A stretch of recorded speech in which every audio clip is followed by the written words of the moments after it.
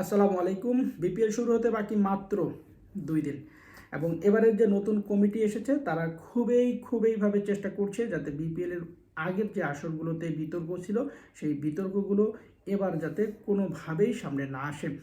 বিশেষ করে ক্রিকেটারদের পারিশ্রমিক ইস্যুটা গত আসর থেকে শুরু করে আগের আসরগুলোতে বেশ সমালোচনা তৈরি করেছিল বাংলাদেশের এই লিগ নিয়ে।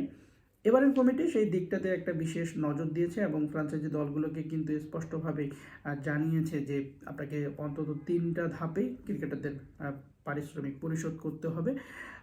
প্রথমত হচ্ছে প্রথম ম্যাচ মাঠে ঘোরানোর আগেই 25%, এরপরে গ্রুপ পর্বের খেলা শেষ হওয়ার শেষ ম্যাচের আগে 50% এবং টুর্নামেন্ট শেষ হওয়ার 1 মাসের মধ্যেই কিন্তু আপনাকে বাকি 25% পরিশোধ করতে হবে। এবারে বিপিএলে অংশ নিচ্ছে 6টা দল, তার মধ্যে 3টা দল বাংলাদেশ ক্রিকেটের যারা সমর্থক রয়েছে তাদের একটা খুশির সংবাদ দিয়েছে। তার প্রথমত যেটা রয়েছে সেটা হচ্ছে রংপুর রাইডার্স। তারা আজকে অর্থাৎ টুর্নামেন্ট শুরুর 2 দিন আগেই ক্রিকেটারদের 50% পারিশ্রমিক পরিশোধ করেছেন। একটু অবাক জায়গা নিও না? হ্যাঁ, অবাক জায়গা নিয়ে আসলে, কেননা যেখানে বিসিবি থেকে বলা হয়েছে অন্তত 25%, সেখানে কিন্তু তারা 50% পরিশোধ করেছে।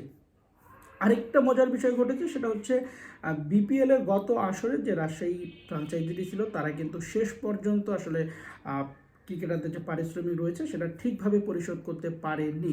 গত আসরে রাজশাহীর যিনি অধিনায়ক ছিলেন এনামূলক বিজয়, তিনি কিন্তু এখন পর্যন্ত তার পারিশ্রমিকের পুরো অর্থটা আসলে পাননি। বিসিবির সঙ্গে বারবার যোগাযোগ করেছেন, তিনি এখনও পাননি, সেটা কিন্তু জানিয়েছেন। আরেকটা বিষয় ঘটেছে, সেটা এই বছরে এসে কিন্তু তাদের মালিকানা চেঞ্জ হয়েছে, রাজশাহী নতুন নামে এসেছে এবং টুর্নামেন্ট শুরুর আগে বিসিবির যে সত্ত্ব বা বিসিবির যে নির্দেশিত একবারে ক্লিয়ার কাট মেসেজ, সেই মেসেজ অনুযায়ী তারা তাদের ক্রিকেটারদের 25% অর্থ কিন্তু পরিশোধ করেছে। আরও একটা বিষয় রয়েছে, আরেকটা দল, সেটা হচ্ছে ঢাকা। গত আসরে সেই দলটির ব্র্যান্ড অ্যাম্বাসেডর ছিলেন শাকিব খান। এবারও তিনি নেই, তবে ঢাকার যিনি মালিক রয়েছে তিনি বা মালিকানার যারা দায়িত্ব রয়েছে তারা বলছে যে তারা শাকিব খানকে দলের সঙ্গে যুক্ত করবে।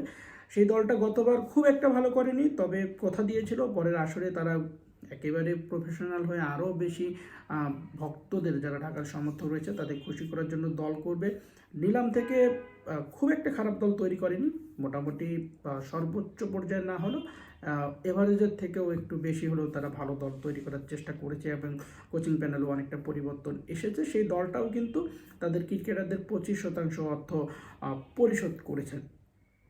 বিপিএলে এবার সবচেয়ে বেশি প্রফেশনালিজমের জায়গা থেকে নজর কাটছে অতীতের মতনই রংপুর রাইডার্স, যেহেতু বিশেষ করে এবার ফরচুন বরিশাল নেই বা কুমিল্লার যে দলটা আসতো সেই দলটাও যেহেতু নেই, গত আসরে ছিল না, এবারের আসরেও আসলে সেই মালিকানাটা নেই। সেই জায়গা থেকে রংপুর রাইডার্স তাদের যে এবার শুধু আসন না, তারা কিন্তু বারবার নিজেদের সেই জায়গাটা একবারেই পরিষ্কার করে।